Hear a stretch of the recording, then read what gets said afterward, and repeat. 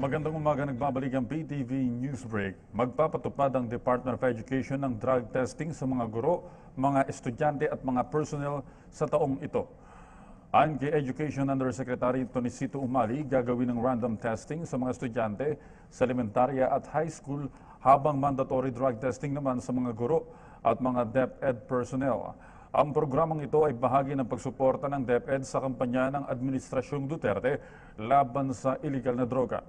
Isa sa ilalim sa rehab ang mga estudyanteng magpopositibo sa iligal na droga habang tatanggalin naman sa serbisyo ang mga guro o kawani ng DepEd. Binweltahan ni Pangulong Rodrigo Duterte ang mga nasa likod ng impeachment complaint sa pangunguna ni Party List Representative Gary Alejano na ibinasura ng Kamara. Binigyan din ng Pangulo na ang paulit-ulit na issue ukol sa umunoy paglabag sa karapatang pantao ay inimbestigahan na ng ilang ahensya. Iginit din ng Pangulo na malaya si Alejano na idulog ang kanyang reklamo sa International Criminal Court. Ang ulat mula kay Julius Di Sambron. Hinamo ni Pangulong Rodrigo Duterte si Magdalo Party List Representative Gary Alejano na maghain ng kaso sa International Criminal Court. Ito ay matapos ibasura nitong Lunes ng mababang kapulungan ng Kongreso ang impeachment complaint laban sa Pangulo dahil sa pagiging insufficient in substance nito. Kapaloob sa nasabing complaint ni Alejano ang war on drugs at di umano'y operasyon ng Davao Death Squad. You can go ahead. He's free to do it. This is a democracy. I was investigated by the human rights when Delilah was still the chairman. I was investigated again when she was the Justice Secretary. Then I was investigated again by the Senate. And I was investigated again by the House. Ano pa bang gusto nilang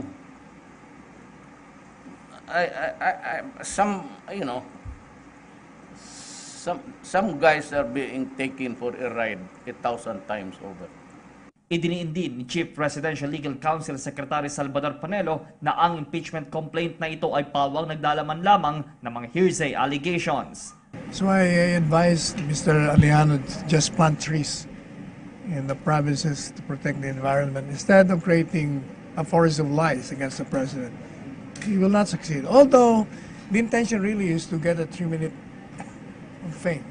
Nanindigan din ang punong ehekutibo na hindi katangian ng isang leader ang pumatay ng isang tao, lalo na't mga bata. Pahayag ito ng Pangulo matapos ang mga batikos at kritisismo sa kampanya ng pamahalaan kontra iligal na droga. Gayunman, sa kampanyang ito, ang panawagan ng mga otoridad ay mangibabaw lamang ang katotohanan, lalo sa tunay na bilang ng mga individual na lulong sa ipinagbabawal na gamot ang mga nasawi, sumuko o naaresto. Ano pa namang gira na sa droga na walang namatay. Pero not in the character and kind that was dished out. Yun ang mag-utos na gano'n, pati bata. Kilala man ninyo ako. Yung affidavit na puro basura. Would you think I could ever order the killing of a child? Jesus Marisa. If I have to do it, then I will resign. Really. Sabi ka, patayin mo yung mga bata.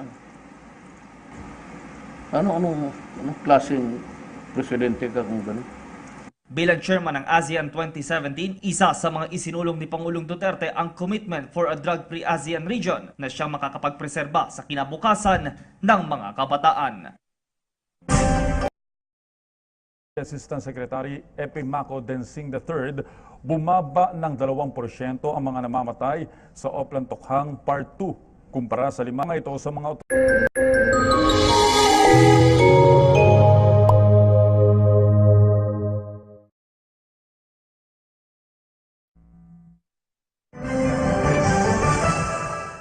Magandang umaga, nagbabalik ang PTV Newsbreak. Umabot sa mahigit 20,000 drug dependent ang sumuko na sa Philippine National Police kasabay ng anti-drug campaign ng Duterte administration sa Western Visayas.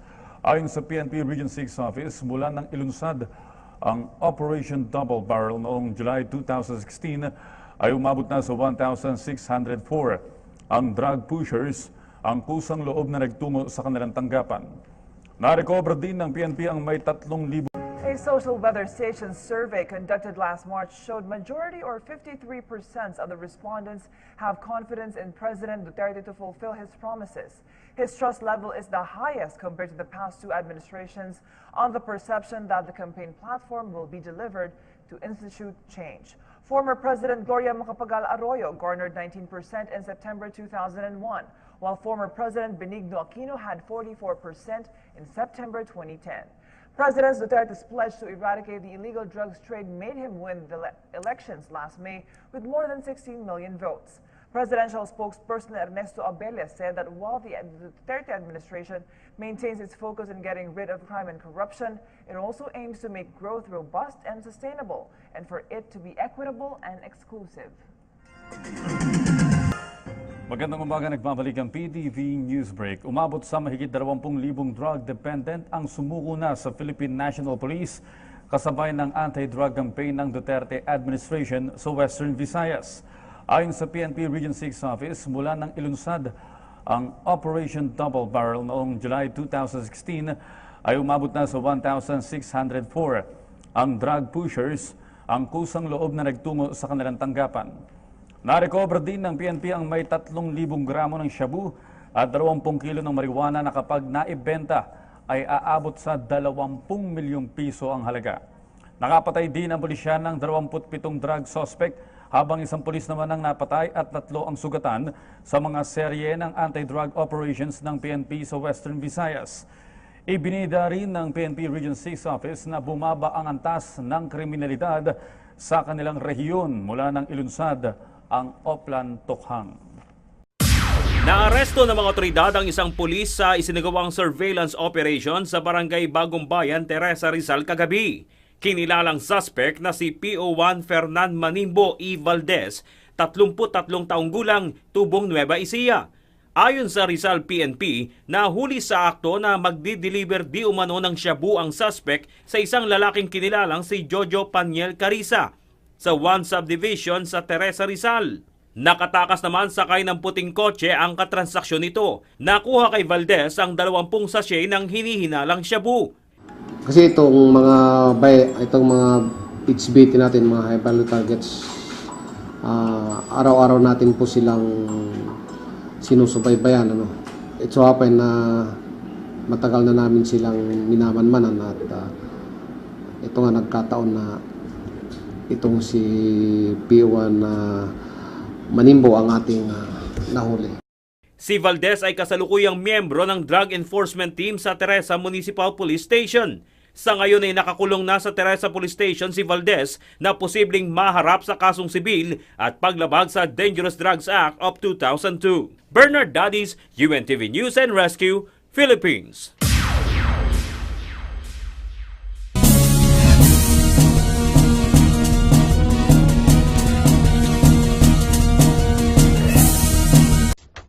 Quite sensitive also to our worry about drugs, and he wishes me well in my campaign, and he said that well, we are doing it as he saw in the right way. Senior international correspondent Ivan Watson joins us now live from New York. And Ivan, you have seen Duterte's war on drugs up close, but first of all, let's start with the conversation. How much do we know about this? It only lasted a couple of minutes, but it's remarkable how much President Duterte, his tone vis-a-vis the U.S. and an American leader has changed. I mean, he's gone from effectively insulting, swearing at the current President Barack Obama and vowing to end military drills, joint military drills with its longtime ally, the U.S., to basically complimenting President-elect Donald Trump. Some weeks ago, Duterte said, quote, "We both like to swear, we're the same," and he went on to say that it sounds like President-elect Trump will not be criticizing and intervening in the Philippines' internal affairs. So it does seem that President Duterte perhaps sees somebody of similar temperament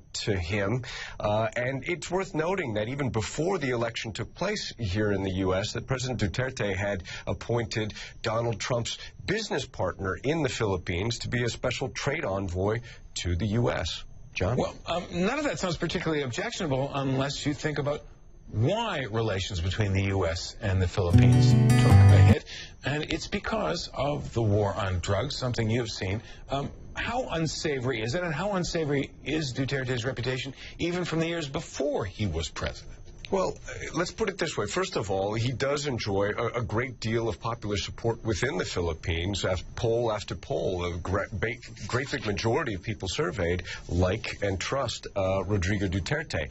That said, his war on drugs has been very, very controversial and widely criticized by human rights groups because, according to official police statistics, at least 2,000 suspected drug dealers have been killed by police themselves in a period of just 5 months, as well as, tens of thousands of people, hundreds of thousands of people detained. So this is a controversial thing, and it has been complemented by President Duterte himself calling for the killing of drug suspects. And now he is coming out, and after being repeatedly criticized by the Obama administration, he is claiming that President-elect Donald Trump supports this war on drugs. So perhaps, according to Duterte, a big shift in statements and tone coming from President Obama and President-elect Trump, and Duterte seems to like it.